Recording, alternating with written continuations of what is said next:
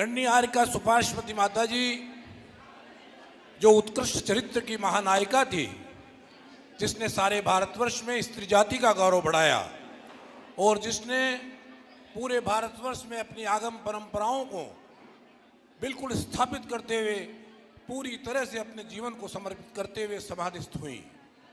आज 12वीं समाधि दिवस पर मैं उनके श्री चरणों में नमन और वंदन करता हूं एवं यही आग्रह करता हूं कि हे गुरु माँ, आप जहां भी विराज रही हों, हम सब पर आपका वरद हस्त हमेशा बना रहे।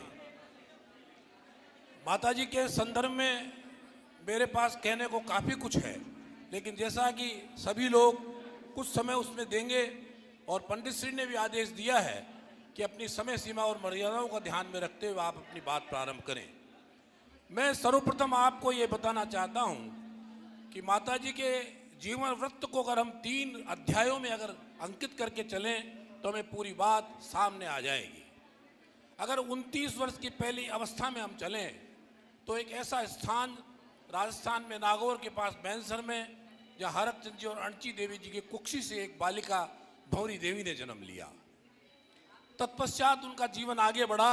मैं क्योंकि लंबी चर्या आपको भी पता है और बताने में कोई युक्तियुक्ता समस्या भी नहीं, लेकिन जैसा कि आपको पता है उस समय लालटेन युग था, जगह जगह पर वहाँ पर कोई व्यवस्थाओं की कोई बात नहीं थी।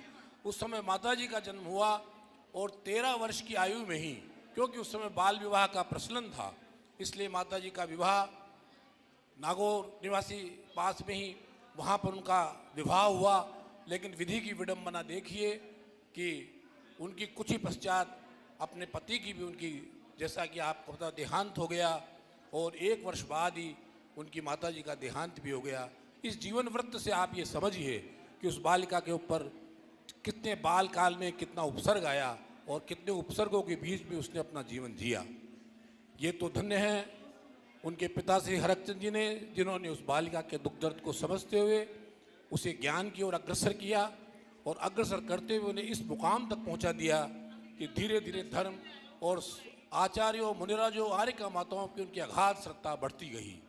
और इसी का परिणाम रहा कि 29 वर्ष में जगह जगह उन्होंने माताओं का, आर्यका माताओं का, साधु संतों की पूरी सेवा में अपना जीवन समर्पित करते हुए 29 वर्ष की जब अवस्था में आया तो उसके तत्पश्चात वैराग्य की ओर बढ़ता हुए उनके चरण में दूसरे अध्याय को मैं आपके सामने प्रस्तुत करने की कोशिश करता हूं। आपको ये जानकर जयपुर वासियों को सुखद अनुभूति होगी कि आप 27 पीछियों के बीच में आचार्य वीर सागर जी जब खानिया में विराजमान थे और उस समय माता जी वहाँ पहुँची, और माता जी का पहले से मन तो था ही, लेकिन भारतवर्ष के ख्याति प्राप्त आचार्य श्याम सागर जी परंपरा के आचार्य श्री वीर सागर जी महाराज जहाँ विराज रहे हों और जहाँ 27 साधु संतों के पीछे विराजमान हो, और उससे भी बड़ी बात आचार्य महावीर कीर्ति जी महाराज, इंदुमती माता जी सहित पूरा संघ जहाँ विराजमान हो, ऐसे अवसर पर उनका दीक्षा के भाव बने। और दीक्षा के भाव ही नहीं बने, उनके पिताजी से भी पूछा गया कि क्या आप अपनी बालिका को इसके लिए राजी हैं, और हरकचंद जी ने भी अपने हृदय दल से और अपनी बालिका के प्रति अपने भाव व्यक्त करते हुए पूरे संघ को इस बात की स्वीकृति दी कि हम इनको क्या नाम से आप दीक्षा दे सकते हैं। और उसी समय 27 आचार्य मुनिराजों जो देश के ख्याति प्राप्त और इंदुमती माता जी जैसे बड़े बड़े लोग वहाँ मौजूद थे, उस समय सीधे पहले भारतवर्ष में कई बार उनकी परीक्षाएं होती है, लेकिन माता जी की परीक्षा नहीं, वो सीधे आर्यका दीक्षा के रूप में प्रस्थापित किया और सुपार्श्वती माता जी के नाम से उनका नाम स्थापित करके उनका गौरव बढ़ाया। ये उसका दूसरा चरण है। और तृतीय चरण उसका ये है कि आचार्य वीर सागर जी महाराज भी कुछ दिनों पश्चात समाधिस्थ हो गए और उस समय उन्होंने बालिका का हाथ इंदुमती माता जी के हाथ में थमा दिया। इंदुमती माता जी उनको साथ लेकर जिस तरह से वात्सल्य भाव से मैंने सुना है, पढ़ा है और लोगों ने कहा है कि जिस तरह से इंदुमती माता जी ने उस बालिका को संवारा, वो इतिहास के स्वर्णाक्षरों में लिखा जा रहा है। इंदुमती माता जी उन्होंने जगह जगह यात्राएं भी कराई। लंबी बात में अभी वही बात कि मुझे बोलने के लिए मैंने किताब भी लिखी है और मुझे ये भी पता है कि समाधि के दिन आचार्य श्री माता जी का जब समाधि का अंतिम समय आ रहा था चैत्य सागर जी महाराज जी वह उस समय मौजूद थे जब उन्होंने भगवान की प्रतिमा लगा के उनको दर्शन कराने के लिए वो उनके पास लेके गए। आज सारे चित्र मेरे पास मौजूद है, मेरी किताबों में संकलन है, सब कुछ है।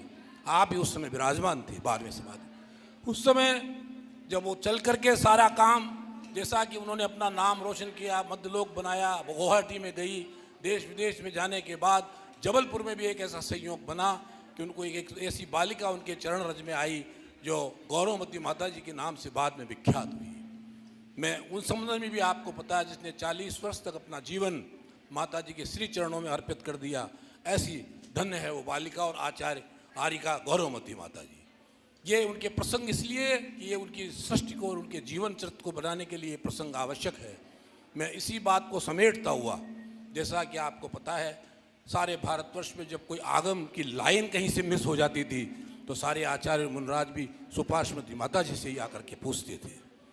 सुपार्श्वती माता जी के नाम ऐसे ऐसे दृष्टांत और ऐसी ऐसी चीज़ें उपलब्ध है, जिन्होंने कई शास्त्रों का संकलन किया, जिन्होंने कई शास्त्रों को पढ़ा, और जब इस समय वो बात करती थी, जिस समय अपने भाषण और जिस समय प्रवचन पर वो बैठती थी, तो उनकी ओजस्वी वाणी से लोग काफ़ी प्रभावित होते थे। खैर, ये बात समाप्त होने के तत्पश्चात मैं तीसरे चरण पर आपके पास आता हूँ। 1999 में जब यहाँ चतुर्मास आचार्य वर्धमान सागर जी के साथ हुआ, मैं भी उसमें पूरा महामंत्री के रूप में, संयुक्त महामंत्री के रूप में था। मैंने उनके साथ जीवन के 15 साल बिताए। उसके बाद से लेकर लगातार मैं उनके संपर्क में रहा। जयपुर का ये सौभाग्य रहा कि उस समय 50वां स्वर्णिम दीक्षा वर्ष जब आया तो वो भी जयपुर में ही मनाया गया, और उस समय 3 दीक्षाएँ भी हुई। 3 गौरवमती माता जी के साथ 2 दीक्षाएँ भी उस समय हुई। और वो जिस समय 50वां स्वर्णिम दीक्षा वर्ष मना गया, भारतवर्ष के कोने कोने से इतने लोग आए थे, इतनी व्यवस्थाएं हुई थी जो आपके मानस पटल पर आज भी अंकित होगी। खैर, धीरे धीरे जयपुर में उनके चातुर्मास भी हुए, हम लोग उनके काफ़ी संपर्क में भी रहे, लेकिन वह दिन भी हर एक के जीवन में आता है, तो उनके जीवन में भी आया। आज का दिन मैं आज के उस संबंध में प्रत्यक्षदर्शी हूँ। उस समय कितने आसपास के जितने भी साधु साध्वियाँ मौजूद थे, वो उस समय मौजूद थे। और लेकिन होने को कौन रोक सकता है। माता जी का ये पूरा प्रयास था कि मंदिर बन जाए, श्री जी विराजमान हो जाए, सब कुछ हो जाए, लेकिन इसके बीच ही माता जी के स्वास्थ्य में निरंतर गिरावट आई। और 84वां वर्ष वर्धन का दिवस मुझे आज भी याद है। तब माता जी को बड़ी मुश्किल से पकड़कर हमने प्रवचन करने के लिए प्रेरित किया। उन्होंने प्रवचन में बहुत कुछ किया। मैंने जैसा कि कहा, मैं बड़ा समेट रहा हूँ, लेकिन कुछ लाइनें ऐसी है जिनको कहना भी आवश्यक है। खैर, समाधि का वो दिन भी आया, और इसी स्थान पर जब उनकी बीमारी और उनके उसका मालूम पड़ा तो सारे भारतवर्ष में हजारों लोगों की भीड़ लगी। आचार्य मुनराज वहाँ मौजूद थे, और उनके समक्ष उनकी एक तमन्ना जरूर पूरी नहीं हुई कि आचार्य वर्धमान सागर जी महाराज समय पर यहाँ न पहुँच सके, लेकिन वीडियो कॉन्फ्रेंसिंग से जरिए उन्होंने भी उनको आशीर्वाद दिया। सभी आचार्य मुनराज ने भी आशीर्वाद दिया। और अंत में वो समय आया जब वो 9:24 पर सदा सदा के लिए हमें छोड़कर यहाँ से चली गई। आप चली गई, सदा सर्वदा के लिए चली गई, किंतु शेष हैं तो उनकी चिरस्मरणीय यादें और शुभ यादें और स्मृतियाँ जो आज भी हमारा मार्ग प्रशस्त करती रहेगी। मेरे को काफ़ी समय उनके साथ काम करने का मौका मिला। एक एक चीज़ बताने का समय भी नहीं है, और उस समय सब कुछ सानंद समारोह पूर्वक पूरी विधि विधान से उनकी समाधि हुई।